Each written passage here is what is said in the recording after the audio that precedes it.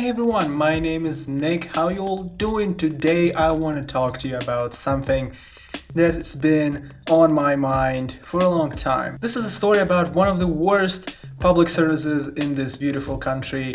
This is the story of the worst post in the whole world. This is the story about Russian Post. I will tell you my story, which isn't as exciting, but the most interesting part is in what happens to all the other people all over Russia. So let's start with the thing that Russian Post is considered to be slow and shitty.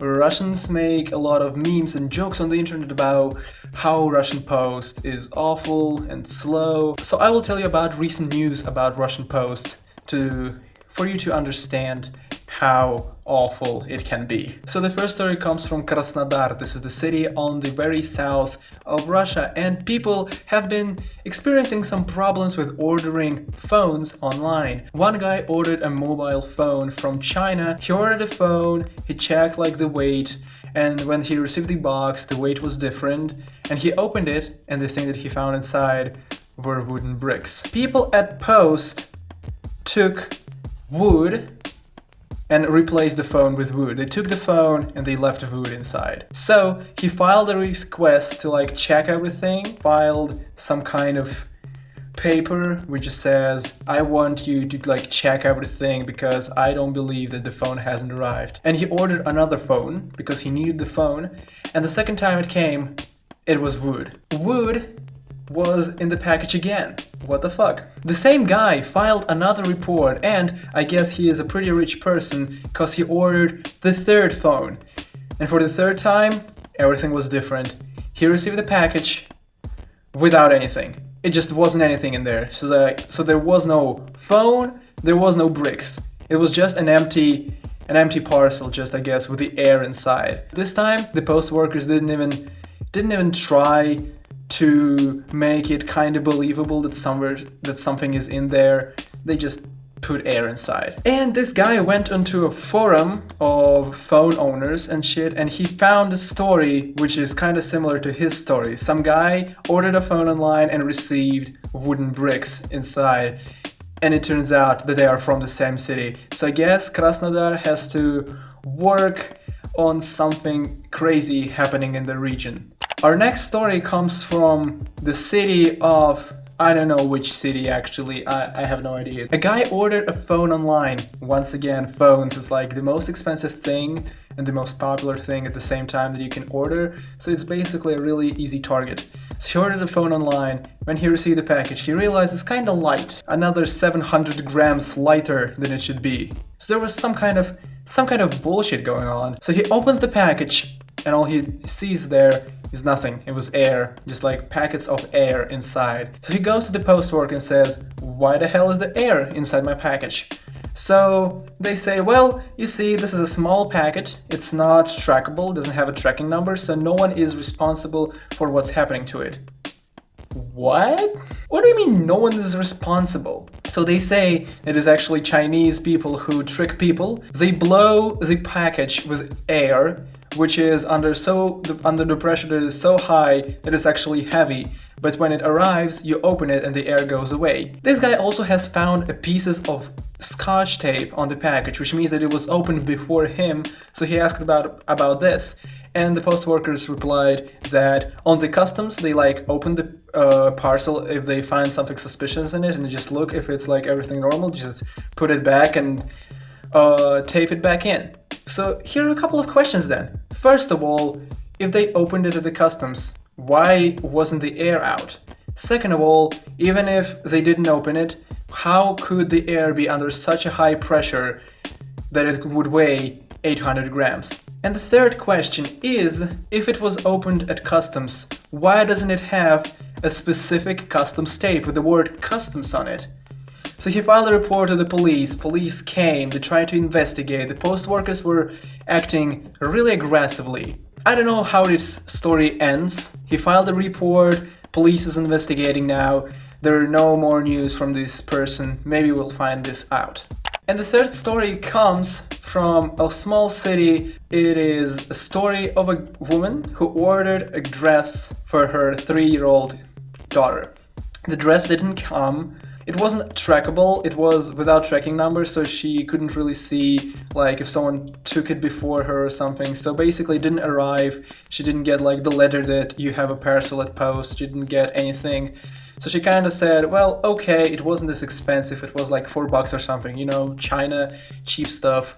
So 1 month after she ordered it, or 2 weeks later after she like realized she will never get this dress, she goes for a walk with her daughter and sees that there's another girl in a dress that she ordered. This was exactly the same dress she ordered, and it was on some 3-4-year-old girl who was with her grandmother. And the woman realizes that this grandmother is actually a worker at the local post office. A woman, like this old woman, just saw the dress and just snatched it. Boom, this is it. And like the city is pretty small, so I don't know why wasn't this old woman afraid that someone will find out that this is actually their dress. But since the woman got money back for the dress from the seller because it wasn't delivered and it was cheap, she didn't actually like say anything. Just let it slide. Whatever, it's not a big deal for her. Also in the news, oh for fuck's sake, no, I will never do this again. Recently, in Zabaikale, this is a region near the Baikal Sea, in the forest, someone found a stack of letters, a stack of envelopes. And turns out that these were envelopes, letters, that were sent from the local, like from the nearest city to this forest, but never delivered, because the post workers just took them and dumped them in the forest. But this story has got a happy ending because the Russian Post actually apologized. The Russian Post actually sent all letters and envelopes to the recipients, and they found a woman who threw them away, and they fired her. She got fired, and I think this is a nice ending to the story.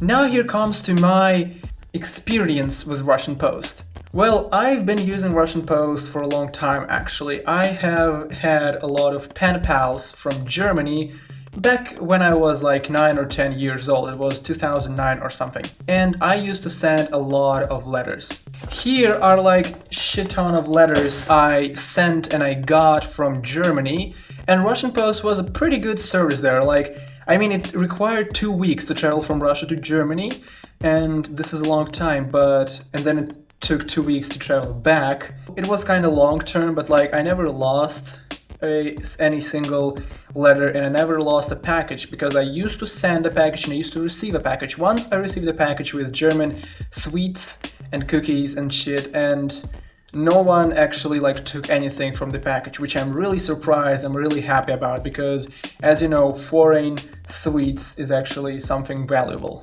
Recently, I've been also sending letters, I've been ordering things from China, and it never happened that they stole anything from me. I mean, I didn't order phones, but I did open a lot of different things. I did order things from Canada through eBay, from China, from Singapore, and they never stole anything, even though there was like valuable electronics inside. And recently, there was one thing which I'm not sure about. So I've been writing and receiving letters from the US. So I received a letter and I write the answer back and I send it almost 3 weeks ago. And on the official Russian Post website it says that the letter goes from my city to the city where it should go 12 to 21 days. So it is like a pretty large number. But it's been almost 3 weeks and it's not delivered yet.